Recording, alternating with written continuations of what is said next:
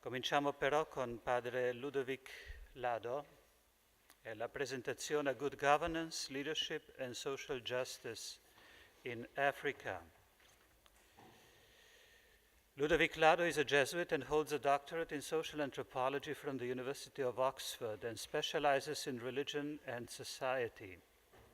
He taught at the Catholic University of Central Africa in Yaoundé, in Cameroon, before moving to the Center for Research and Action for Peace in Abidjan, Côte d'Ivoire, where he has been director of academic programs from 2012 to 2015 and head of research office from 15 to 17.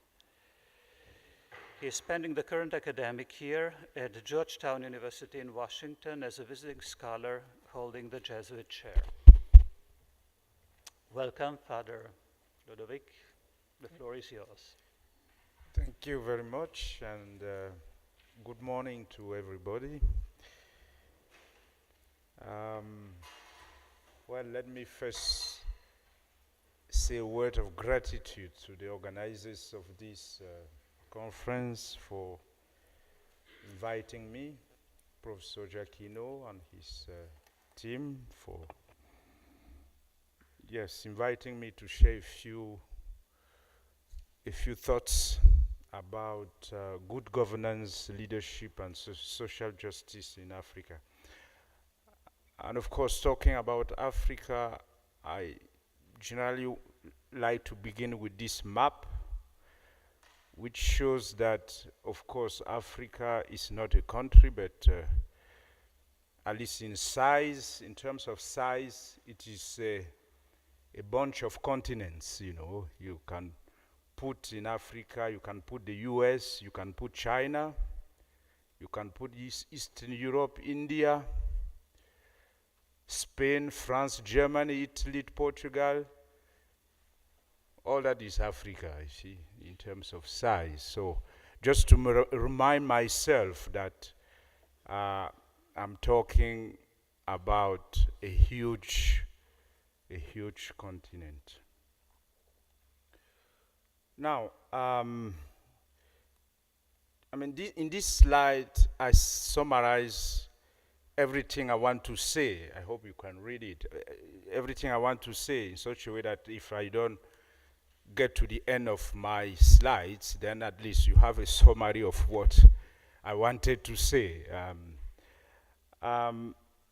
And what do I want to say? I simply want to argue that the crisis of good governance in Africa is mainly a crisis of the deficit of leadership for common good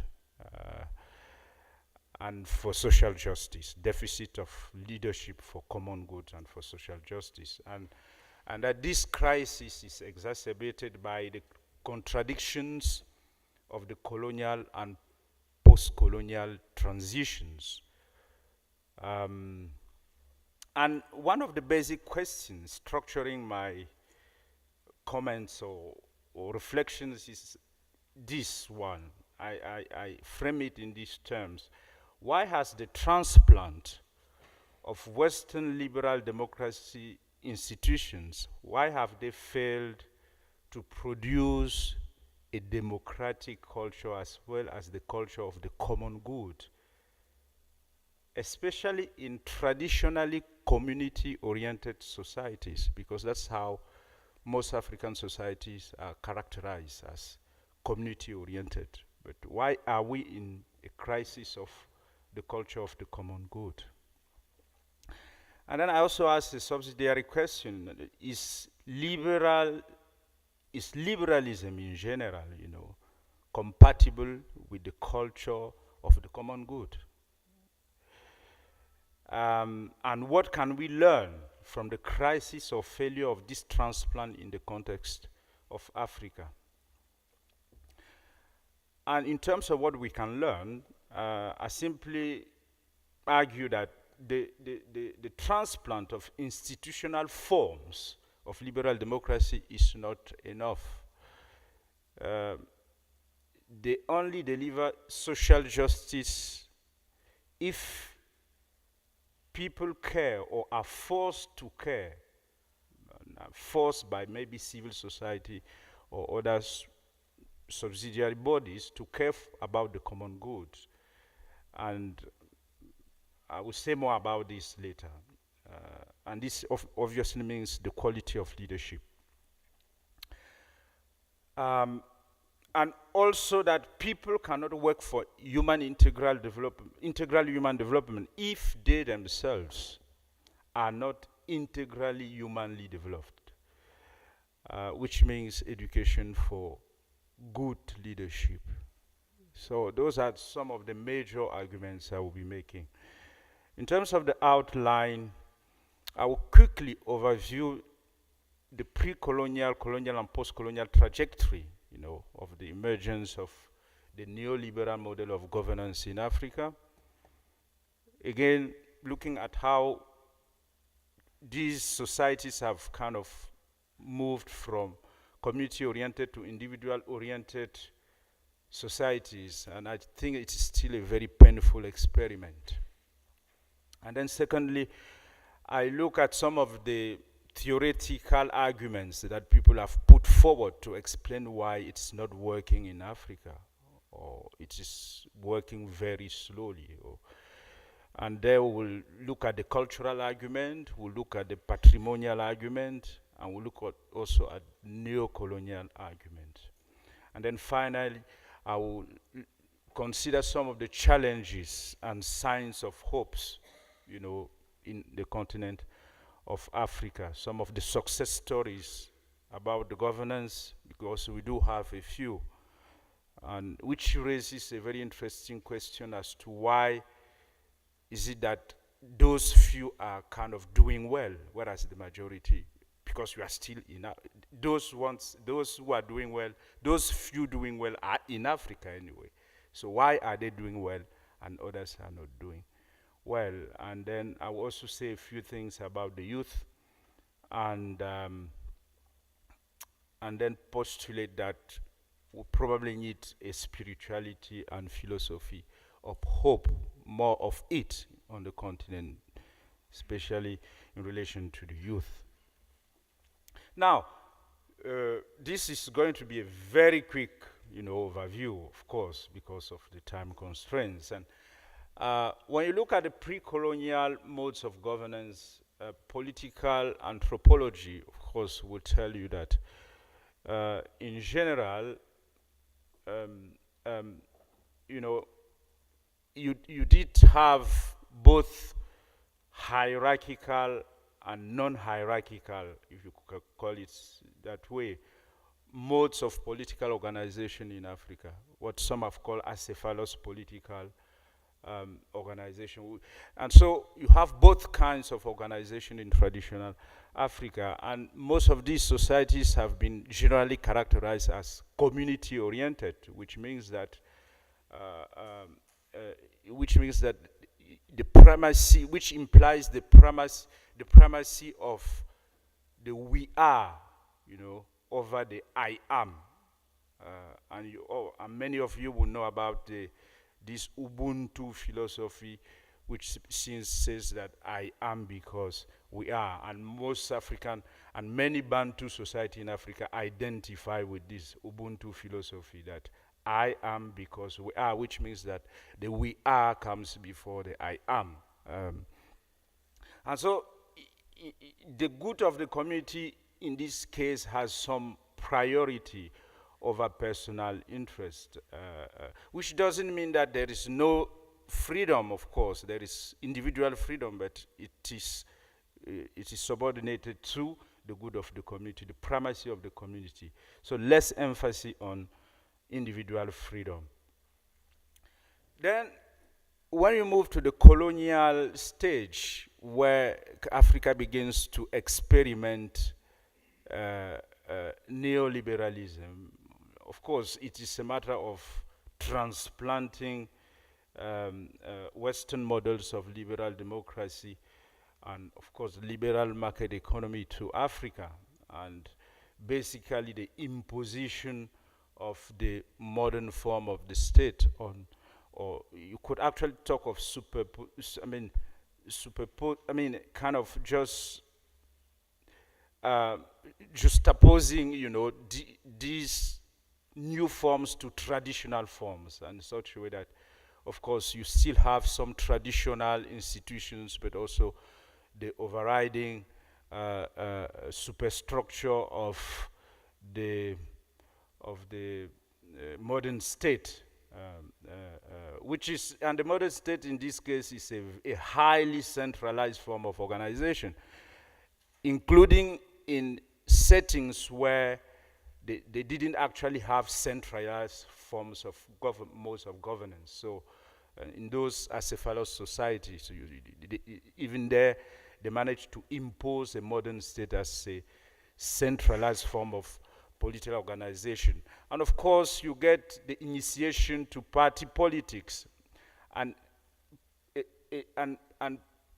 political life becomes a kind of political competition, whereas traditional modes tended to be rooted in the form of consensus, not on competition, but on consensus.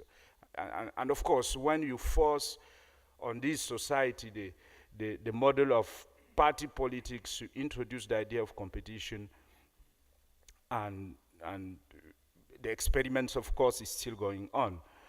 And also the urbanization and globalization will kind of disrupt and weaken, traditional ties and communities, leading to the emergence of new forms of community, professional, of course, new forms of community in the marketplace or in the political arena. So this is part of the experiment of this neoliberal model of governance. And what we usually call post-colonial stage, of course, you can always put post-colonial in brackets, because some people have argued, as we'll see later, that we are still actually in the colonial experiment, that we are not yet out of the colonial experiment. But, well, we do call this post-colonial stage, meaning that most of the countries have achieved, at least formally, they have achieved independence. And it is during this period that you actually see the crisis of this new model, some indicators of the crisis. Of course, when you look, a quick look at the history of Africa from the 1960s shows that you have three main, periods in terms of the political life. 1960 to 1970s, period of transition from multi-party politics to one-party systems, with autocratic, of course, rule following from there. Between 1970s to 1990, almost all sub-Saharan Africa went through that kind of process, And then you have the wind of democracy in the 1990s, which brings back the multi-party system. But obviously, it also brought a lot of hope that Africa was going to become a democratic continent. But of course, it has also been a very difficult experiment, because people have come to realize that multi-party system doesn't necessarily mean democracy, of course, and that's where we are, I think, today, that you're realizing that that again, formal institutions do not necessarily lead to the culture of democracy. And so, and also even in terms of the ideological framework, or even the rhetoric of development, there has been a shift from focusing on economic governance to focusing on political governance, in terms of trying to, basically because some of these international organizations have come to realize that good governance is a condition for economic development. So there is a lot of, that's why there is a lot of talk these days about good governance. But and of course, so again, I'm just trying to say that the experiment of this new liberal ethical framework in Africa has been a very painful one, as you would know. But, you know, if you want to summarize this ethical framework, you have some of the major components of it there. You have the modern state apparatus, which include liberal democracy, electoral competition, the rule of law, obviously. Then you have the human rights component of it, individual freedoms, gender equality. Then you have the market economy, freedom to buy and sell, and of course, the idea of a civil society as a watchdog of good governance. All those are obviously, I mean, part of what the African continent has been trying to digest for more than a century now. And again, it has not been a very easy journey. And so, one of the questions, of course, is why are African countries struggling with this neoliberal model of governance? And before I look at some of the major theoretical arguments or yes, model developed to explain why Africa is struggling, I just want to say one or two things about some of the indicators of the crisis we are talking about here. Obviously, I would say the failure of party politics systems, of course. You will know that elections are always a matter of life and death in Africa still today. That when there are elections, people are afraid that people will fight and that there will be bloodshed and that. So it is still the case in many African countries. So it is an ongoing struggle. The failure of the rule of law, a lot of impunity,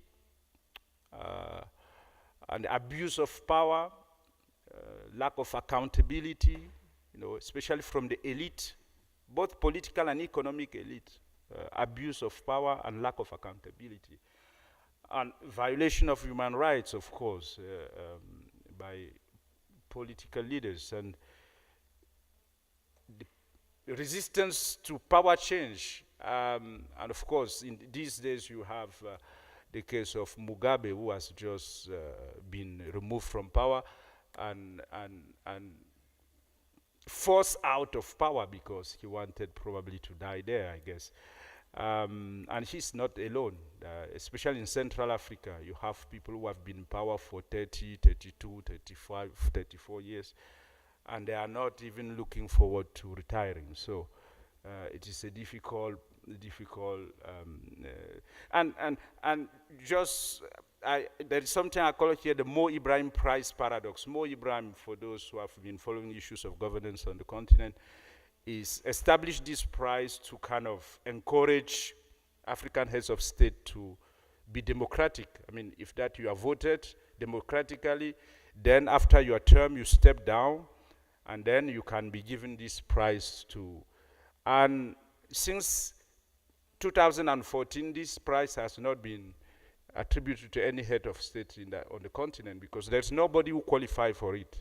So this is the Mo Ibrahim Prize. And so you see, since being launched in 2006, the Ibrahim Prize has been awarded 4 times. The previous laureates had President of Namibia, President of Capo Verde, and then President of Botswana, and then of Mozambique. And again, since 2014, I'm hoping that maybe the for the next round, maybe the president of Liberia, who has just stepped down, Johnson's, maybe she will get it. I don't know, but because she has done quite well in terms of leadership.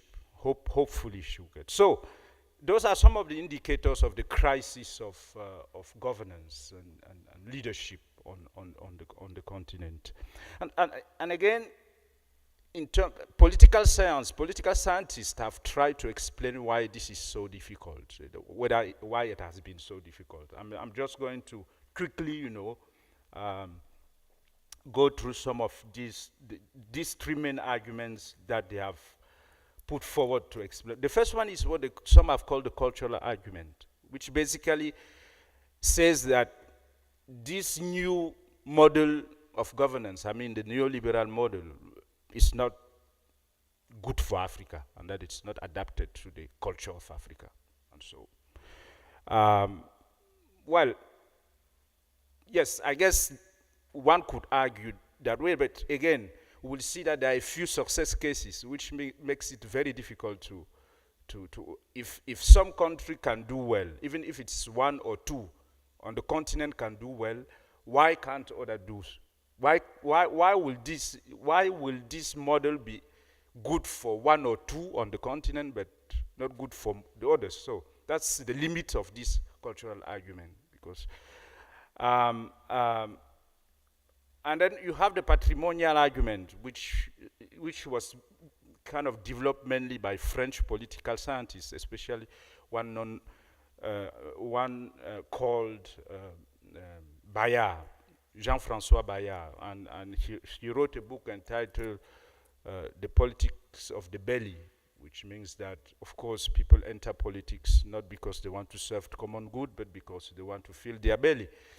And they spend most of their time doing that, of course. And this is also called the patrimonial argument, which, of course, is related to the issue that political elites develop these patron-client relationships with their environment or their immediate environment just to keep the system going. So, and then you have the final major theoretical argument is that it is a neo-colonial one, which basically says basically that actually Africa was never independent, and that the former colonial masters are still pulling the strings, and that is why Africa cannot be autonomous and deal and solve its own problems, because it hasn't even got that autonomy needed to solve its own problems. So this is the neo-colonial argument. So these are some of the theoretical arguments that political scientists have built to explain the failure or the crisis, we could say, of this neoliberal model of governance on the continent.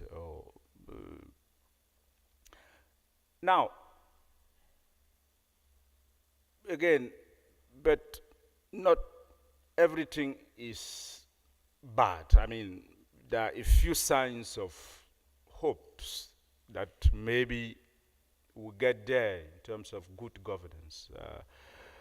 And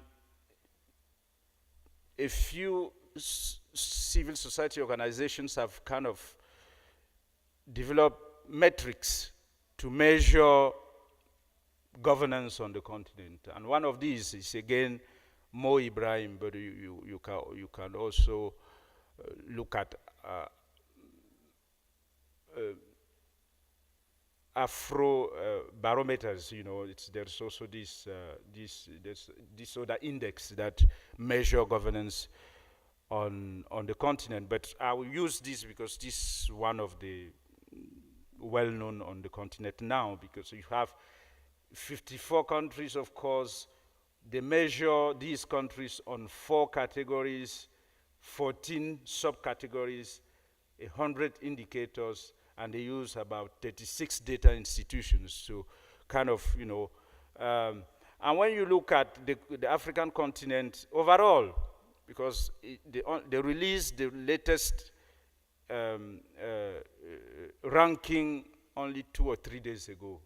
The Mo Ibrahim, Institute released it 2 or 3 days ago. And it is basically saying that, well, overall, the governance on the continent can be ranked, the mark, if you want to give it a mark over 100, you give Africa almost like 50, which means, okay, average, 50 over 100. We are not a very good student, but you can survive, and the overall governance trend shows that it is actually improving, even if it is very slow. The improvement is very, very slow. In 10 years, we have only added 1 point, in 10 years. So, well, it keeps us hoping that, and of course, the sub-indicators on which all these things are measured, you have the rule of law, accountability, personal safety, national security, participation, rights and gender, public management, business environment, infrastructure, rural sector, welfare, education, and health. So those are some of the indicators on which some of these countries are measured. Well, again, some countries are doing very well. For example, countries like Mauritius, 79.9 over 100. That's not bad, and it's the first. I think on the latest, which came out 2 days ago, it is Seychelles, which is ranked first, and it's about 80 over 100, which is so. Then you have Botswana, has constantly been doing well. Botswana, and it is a good case to study because it is in sub-Saharan Africa, but it is doing very well in terms of governance. And the question is why? And I'm not sure political scientists have actually answered that question so far. It will be interesting to know why. And Capo Verde also is doing very well. At the bottom, of course, of the class, you have Central African Republic with only 25 over 100. South Sudan, and the very last, Somalia, only 10 over 100. So, again, the fact that some of these countries are doing well is a sign of hope that things can change. And other signs of hope obviously include the growth. It is very slow also, but the growth of civil society, organization, again, which kind of try to play a more critical role in terms of forcing the state to abide by human rights and things like that. And also the issue of this is more of a challenge than a sign of hope, the issue of the autonomy of Africa. Some people are talking today about the scramble for Africa. And you have so many powers, It used to be mainly Europe. But today you also have China, you have all those others kind of scrambling. And mainly for economic interests. And of course, the link between politics and economics. And so all these are not necessarily good. And again, we have to kind of exercise this fallacy of what is best for others is best for Africa. Experience has shown that it's not necessarily the case, and that Africa has to find what is best for itself, and not just spend time copying and just consuming models, from outside. And I think it's Dr. Monica, right? Who say yes? She had talked about community development. Obviously, personally, I believe that that's the future of good governance in Africa. That some have called it decentralization. Well, it's another big word, but it simply means promoting local governance and empowering people to kind of take responsibility for their own good instead of expecting the central government to do things for them. It does not work anyway. The central government, centralized modern form of state has not worked in Africa, and I think that the future is probably in the promotion, resides in the promotion of local government, community-based approach to development. That's probably one of the major possibilities in terms of, changing the paradigm of governance in Africa. And of course, the role of the church still plays a very important role on the continent, but it is also struggling with issues of good governance, which means that if the church has to be, part of the solution in the future, it has to reform itself also in terms of governance, so to improve the quality of governance. And the church can also work to promote, and this is particularly related to the issue of the youth, promote a spirituality of hope. Because when you don't have hope, that's what you get. When you are youth, because everybody says the African, it's not just saying it, is the reality. The African continent is very young. The youthfulness of the African continent because of the youth. But it's not just enough to have the youth. If you have a youth which doesn't believe in itself, which feels that there is no hope on the continent, it will try to go to Europe. And they end up in Libya. Well, if you are watching the news these days, where they are being sold like cattle. So that youth is a sign of hope, but only a sign of hope if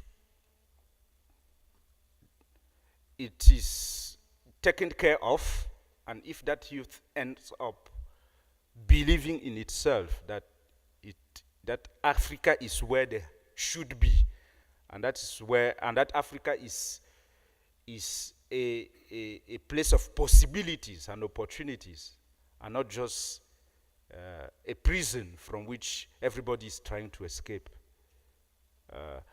And I'm not sure we are there yet. And that's where I guess the church has a big role to play. How do you, foster or promote a spirituality of hope in this environment where your biggest potential tends to, to despair, which means the youth. Because the youth is potentiality for innovation, for creativity, but you have to give them the necessary conditions. You have to provide the necessary environment, and this goes back to governance and leadership and ethics, of course. And again, that's where we are still struggling. So I insist a lot on the spirituality of hope because having studied some of these Pentecostal movements and churches, where I do find them very strong is in their ability to nurture hope. Even if it can be false hope, but their ability to tell people that you will survive, you will make it, whatever happens, you will succeed. How they do it, well, maybe we should learn from them. And let me finish with this. Uh,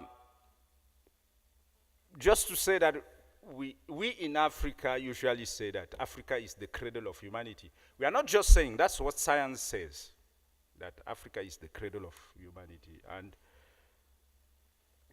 we still hope that it will save humanity from drowning spiritually.